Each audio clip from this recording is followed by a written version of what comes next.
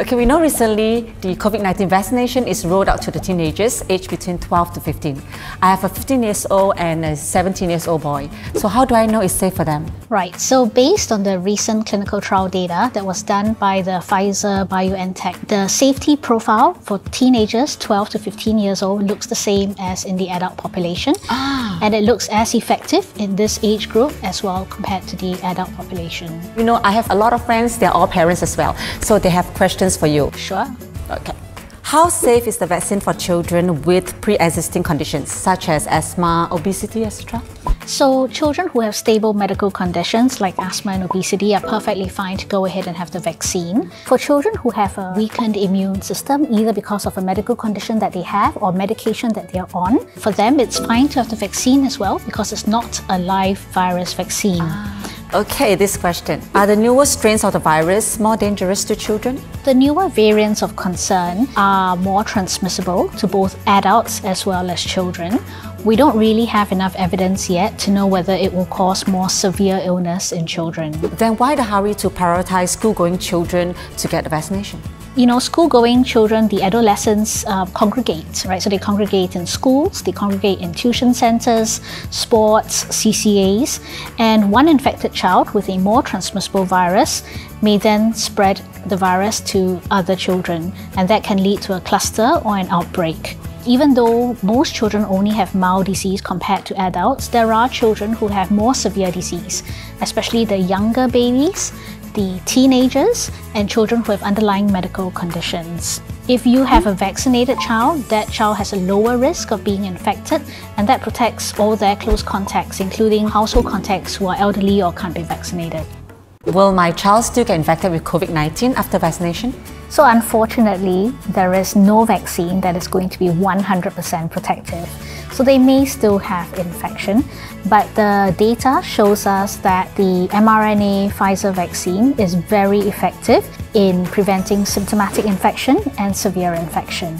And that also means that the child will be less likely to onward transmit to other people. Are there any side effects or severe allergic reactions in children similar to adults? The most common is usually injection site pain, so where you have the injection in your arm. Yeah. More so for the second dose. That's right, definitely, but it's generally not very severe.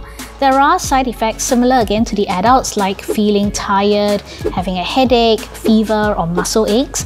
And again, these are all mild and moderate and usually gets better on its own after a few days. Now, you can get severe allergic reactions, but those are very rare. In the Pfizer study looking at adolescents receiving the vaccines, they did not see any adolescents who had severe allergic reactions. Interesting question we have here.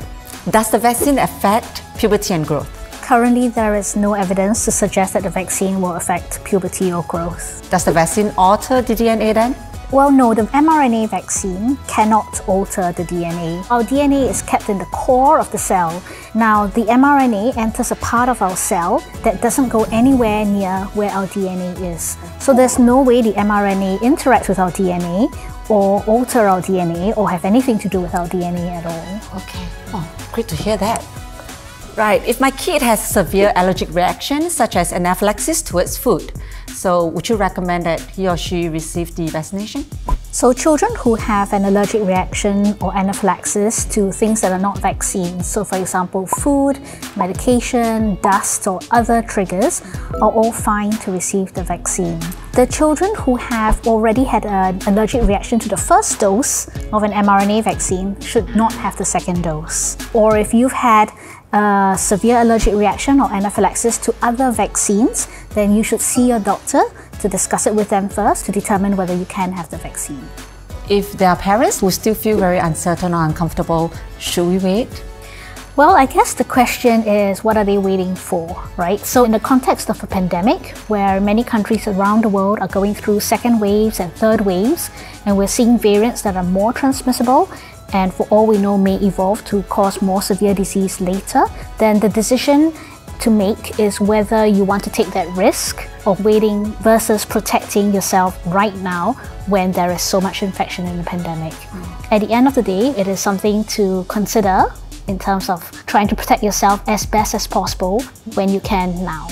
关注我们，你想知道的一切新加坡生活资讯都在新加坡眼。